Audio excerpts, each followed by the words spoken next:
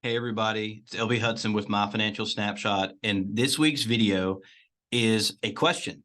And at the end of this video, we're going to have the answer to the question of, can you live comfortably on $233,000 a year? Why am I asking that question?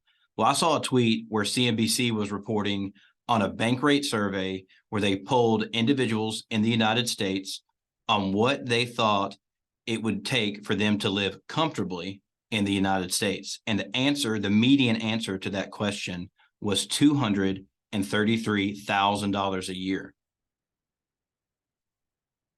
So we're going to go through a presentation today on a very detailed presentation on, can you live comfortably on $233,000 a year? I'm going to do my best to be as quick as I can, but we've got a lot of details in here. And I know that some of you may be asking the question of, for sure, I can live on $233,000 a year comfortably. Maybe you're earning that and you're living comfortably and you're like, already know the answer to that question. And some of you may not be at $233,000 a year, but you want to get there. And you may be thinking, what does my lifestyle look like? And how do we define comfortably? Comfortably, in terms of the article that was proposed, was that you were saving adequately for retirement, that you covered all of your basic needs, and that you could live life, go on a vacation and do some things. You could own a car and things like that. And obviously, there are some large variables to consider here. Where you live is one of those. Your lifestyle is one of those. Are you a lavish spender? Are you more of a penny pincher? And then we also have, what income tax state do you live in? Now, the example for today's purposes, this is not a resident that's living in New York City. This is not somebody that's living in Los Angeles, where this number would probably not be enough to be comfortable. But what I wanted to do for this video is kind of go middle of the road and thinking again moderately of, what is it to be comfortable, to save for retirement, to be able to live life, but you're also covering all of kind of the normal expenses in your life. And so follow along with me as we go through an example couple. And the couple today is a late millennial. So they are 35 to 40 years old. They have two children. They have one in daycare and one's in grade school. We're going to say that that's public school. They're not in private school. Their income is from salaries and wages. For simplicity, somebody making this much money probably has an additional source of income, but we're going to say they are earning, two W-2s and the combined amount of that is $233,000. And then we're going to put them in a relatively low income tax state. Some people may have a 0% income tax state. Great. There's high income tax states like California and Hawaii where it's upwards of 14, 15, almost even 16%. We're going to go again, middle of the road, and their lifestyle is moderate. So they have expenses. They have a house. They have, they go on a vacation and things like that. So consider that and have some grace with me, because I did my best to find averages across almost every single expense category that you can imagine for this video. And I wanted to really detail this out. So keep in mind that, and be thinking of maybe where your expenses are through this. Are you spending more than this couple is? Are you spending less in certain categories? And also be thinking about what you think the results will be. So statistically, how many people earn $233,000 is another question that I had. Well, according to CNBC, again, they estimate that only 12% of households earn over $200,000 a year. I saw another survey that estimated only 7% of households earn over $200,000 a year. So we're upwards of $233,000. So this is not a very large portion, which I found very interesting, considering that not very many households are even earning over $200,000 a year, let alone individuals feeling the need to feel comfortable in their finances. So let's go through it. Buckle up, because we're going to go pretty fast through this. All right, their income, $233,000 a year. It's from salaries and wages. Pretty simple. That's where we're starting. All right, their tax withholdings. I'm going to move my video so that you can see the screen better. Their tax withholdings, when you think about this, they're a salaried earner. And before they even see any money, they have taxes coming out. So their federal income tax, state income tax, your Social Security tax, and your Medicare tax. And you have a monthly column. We'll have this for every single expense we're going to go through. We have a yearly column. And over here on the right-hand side, we're going to see how this money begins to dwindle down. So we're going to find out if they are spending more than they make, or if they are going to be in the positive. So in total, their total tax withholdings, $61,878 there. And I ran this through ADP, factoring in some of their retirement savings as well. So I feel like I got a pretty good hold on this. Their state income tax, again, we're going with a 3% effective tax rate on that. All right, their benefits. I frame benefits because these are things that are coming out of their paycheck, and they're coming out of their paycheck before it even hits their bank account. If you have benefits at your job, you know this, where you're like, I earn this much money and only this much is coming into my bank account. What's happening? So for the sake of this video, I did a health insurance for a family of 4, and where the employer covered 75% of that cost. So we have $1,200, a total amount in the health insurance cost, where this couple is paying $300 of that amount. Same with dental, same with vision. They have an HSA that they are maxing out. And an HSA, if you have one, you should really consider maxing that out. It's a great way to put money away tax-free and save it for potential medical expenses. The 401k that they have, one of these individuals has a 401k. They are making good money. They are maxing out their 401k, $22,500. So all in total, their benefits, almost $3,000 a month, but over the year, almost $34,000 a year that they have coming out in benefits. And then let's look at this: income, taxes, and benefits. So they're making $233,000 a year, but what they're taking home, what they're seeing come into their bank account, it's all the way down to $137,000 a year. So 2 big chunks come out, and we're only through 2 potential withholding, potential expenses. And I know that this HSA, this 401k, these are retirements, but this is money that you're not seeing in your bank account. Investments, they're making some other investments. A Roth IRA. One of the members of this couple is maxing out their Roth IRA, $6,500 contribution, and we're going to pretend like this is 2023. They have a college fund. They're putting $100 a month into a college fund for their 2 children. Other investing in savings. Maybe that's an emergency fund of some nature, or a rainy day fund, and it may be a brokerage account that one of them has. It could be anything, but I wanted to put an amount in there that's $6,000 that they're also investing on top of their retirement and college fund savings. Almost $15,000 a year. Housing. All right. We have all the housing expenses that you could imagine kind of lumped over here. And I have housing, and the house that I picked for this couple was a $500,000 house where they put 20% down. I put a 3% interest rate, which I thought was very conservative. I tried to go even under the amounts of expenses I think a couple like this may incur. And so this is the mortgage rate. The mortgage alone, mortgage and interest, is a almost $1,700 payment there a month. Property taxes, home insurance, a termite policy, landscaping. I know whenever I go buy plants for my mom, usually that plants are expensive. So I budgeted out $750 a year for kind of landscaping, for maybe seasonal changes. Maybe they have a garden of some nature. A mower servicing, mower maintenance, I included that. I included repairs on the house for $1,000 a year. Again, we're very subjective here. Decor for the house, decorating, again, seasonal, holidays, things like that. And also included a budget line item for cleaning supplies. Tried to go conservative. Maybe you're spending more in certain categories. Maybe you're not. Keep that in mind. But we're through taxes, benefits, investing, and housing, and we're already down to $90,000. All right, automobiles. I did give them 1 car note. They have 2 vehicles.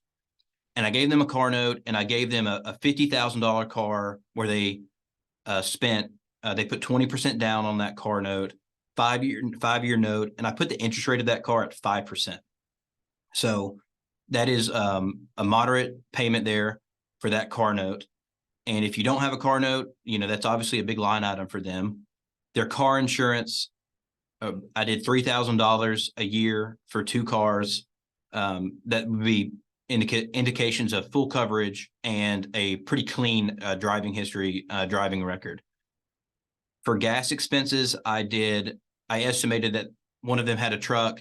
There's a 25-gallon tank, and then the other car was a 13-gallon tank, and that they filled them up 1.5 times per month. And I did $3 a gallon of gas, which if you're buying gas today of 9/16/2022 or 2023, the gas is more than $3 a gallon. So I'm underneath the budget there. Repairs and maintenance, I factored in oil changes and servicing for cars every year. No, and that's just regular maintenance and repair. That's no new tires. That's no transmission going out, things like that in these cars. For property taxes, I assumed 2 vehicles worth $50,000 a piece, and that the property tax in this state was 1%. So $100,000 worth of vehicles, they're paying 1% of that a year. And a car wash subscription, that's very popular. I think that people are paying more often to pay for these car wash subscriptions where you can go through a car wash unlimited. So I did include that. Children. And the way these categories are organized is the way that it is organized on my financial snapshot. So we specifically set aside some expenses for children. This is not including things like children's medical visits, as well as children's kind of food and things. But we considered one child in daycare at $900 a month for 9 months, and that came out to $8,100 a year. The kids are in activities, whether it's piano lessons or athletics. I saw a statistic recently that the average for the average child, just if they're involved in athletics, that is spending almost $800 to $1,000 a year. So if you think about, fees to get in a t-ball league and a basketball league and a soccer league, as well as, cleats to go along with those and uniforms and things like that, those expenses can add up. So I did $100 a month for certain activities, and then budgeted in $300 worth of school supplies for the child that was in public school. So we're through these expenses. We are down to $62,000 left on this couple's income. All right, lumping some expenses so that we can go a little faster. They're charitable. They give $300 a month in charity. They have a student loan payment that's $200 a month. That's below average. Maybe that's close to being paid off. Maybe they didn't pay off those student loans during the grace period that we've recently come out of. And then tax prep fees. They pay somebody maybe at H&R Block to help them file their taxes. Food. This was the budget that I went with for food. Obviously, this is a married couple, so maybe they're not dining out nearly as much as they usually do. I included Starbucks and breakfast pizza in here. Maybe he's going to Casey's General Store in the morning and getting breakfast pizza regularly, and maybe she's more prone to go to Starbucks. And just to show that we spend kind of money on food and beverages in different ways. And for groceries, $700 a month with 2 kids. I'm probably under budget there. So that number could be higher, especially depending on if you're more prone to buy more expensive produce. Maybe you're shopping at Whole Foods, but I kind of went with the Walmart budget on this. All right, health and wellness. We have a health and wellness section, and in my financial snapshot, we have a ton of categories in there. But we considered a gym membership for this couple, some medical bills.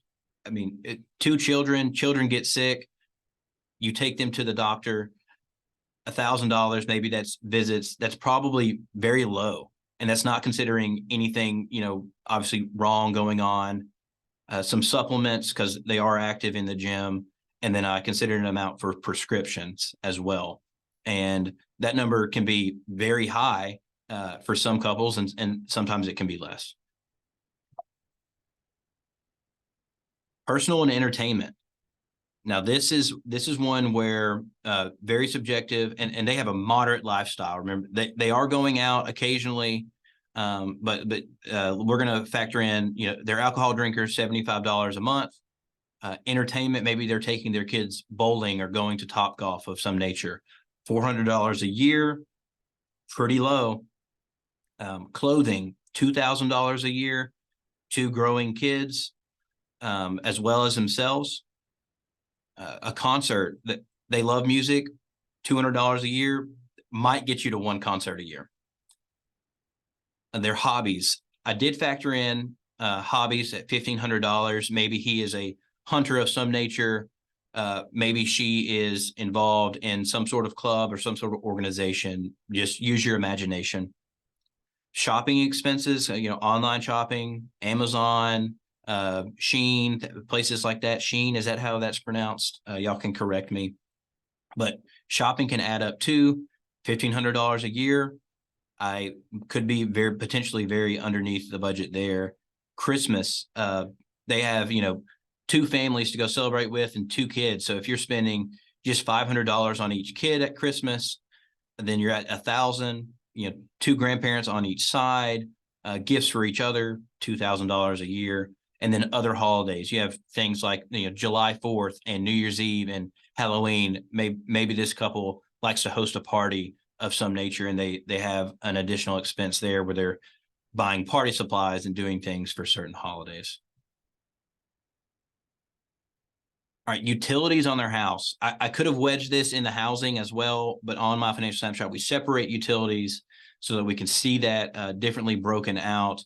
Their electrical bill, $250 a month. $500,000 house is going to be a sizable house. It's going to take quite a bit of money to heat and cool. And that would probably be on the lower end of these utility bills. But we have water, gas, internet, and a phone bill. And maybe that includes a payment for an iPhone or an Android of some nature. All right, we're rolling through this. Look at these expenses. We are down to just $22,000 of $22,500 remaining for this couple before they would either have to reduce an expense somewhere or reduce an investing and saving expense or allocation. So what's left? We've gone through a lot already very quickly. What is remaining left for this couple to potentially spend money? Well, other expenses. Living life expenses just pop up. And I budgeted $1,000 a year for kind of that very miscellaneous expenses where it doesn't fit in a certain category. Other gifts, maybe their kids are going to other kids' birthday parties. Maybe they're giving each other gifts during the year, $300 a year. Most of their friends, maybe at this point, since they're 35 to 40 years old, are married, but they still have some friends getting married. Maybe they have to go and travel to a wedding of some nature, but $500 a year. I budgeted for makeup because I know that is an expense that's in common in most people's house. So I did $300 for that. I could have wedged that in health and wellness too, but I don't know if that's we don't have that marked specifically as a category. Maybe we need to add it, but we do have makeup. We're down to 20,000. And I thought I was done whenever I was making this video earlier this week. And I left out a category that we have on my financial snapshot. It just goes to show you. And I added it very last just because I almost forgot about it. But travel. And on my financial snapshot, you can budget for vacations and Ubers and taxis and airfare and hotels. We have a lot of different categories that you can budget for. But this couple is living moderately. They have vacation time. They enjoy that family beach vacation, and they take a full, 7-day vacation, or they do their best to do that every year to go and to relax and to rest and enjoy time with their children. So I budgeted $4,000 for that every year. And if you look at beach condos for a full week, and the food that you can spend there and doing, maybe an excursion or the activities that you can do at the beach, you can very quickly spend $4,000 in a week doing that. And then I did a getaway weekend. Maybe they for their anniversary, they go and take a 2-night stay and do that. So, 2 hotel nights and maybe a really nice dinner and an activity for that weekend, you're looking, $1,000 for sure. And so that's $5,000. So that is it.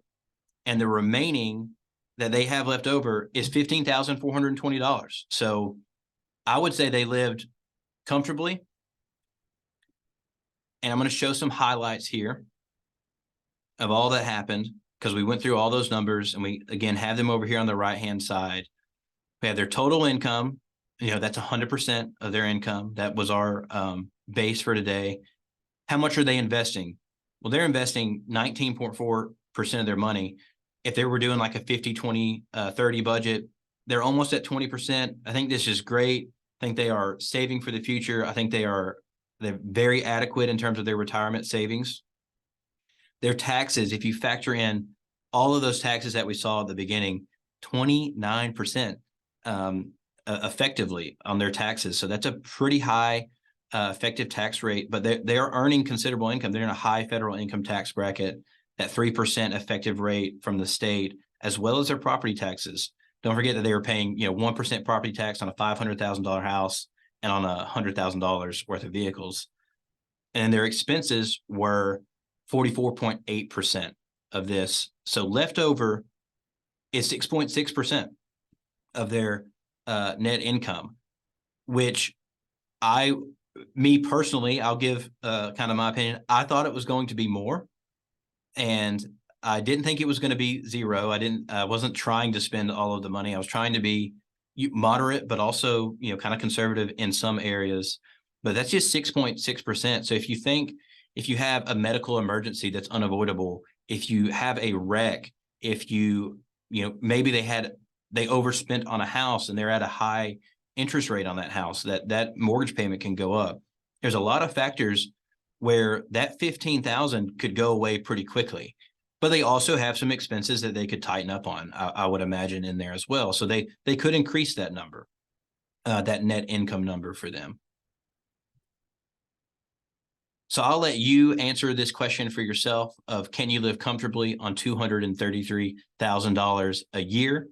I think that this was a fun video for me. I hope that you enjoyed it. And I want to show you real quick at the very end what this budget would look like on My Financial Snapshot, because we have a budgeting tool. And I did this presentation so that I could do this video, but we need to go see what it looks like on My Financial Snapshot. So I plugged all of those numbers that you just saw into the budget on My Financial Snapshot. And whenever you are done completing your budget on My Financial Snapshot, this is what it looks like. It's not an Excel spreadsheet. It is a very neat and organized. It's a different way to view your budget and to view how your money is, because if you just walk through this example that we did here in terms of like a PowerPoint presentation, well, you get this and they're kind of organized and you can see your net results, but you have to pull your highlights out and you would have to do some things. And the way that we do it on My Financial Snapshot makes it very easy to digest. Here's your top line results on the pyramid. We see the income, we see their investments and savings, we see their total expenses, and this is total expenses including taxes and expenses. Their income comes from one source where we put it in a pie chart, and then we put everything in a bar chart as well, which they have just one source of income. So that's a very simplistic view. We do the same for investments and savings, and you can hover over this in My Financial Snapshot and see the amounts. So you can see that almost 50% of their investing and saving is going to 401ks here. And this is a bar chart where you can see the highest amount to the lowest amount. Same for expenses. Money's only coming in from one source. Money goes out in a lot more ways.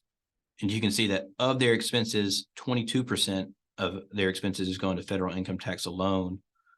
The next biggest category is just other taxes, with mortgage and automobile being the next. Here's their expenses again. Their tax prep fee is their smallest in terms of the categories that we sorted this into. And then the cash flow check. Very important when you're budgeting on My Financial Snapshot.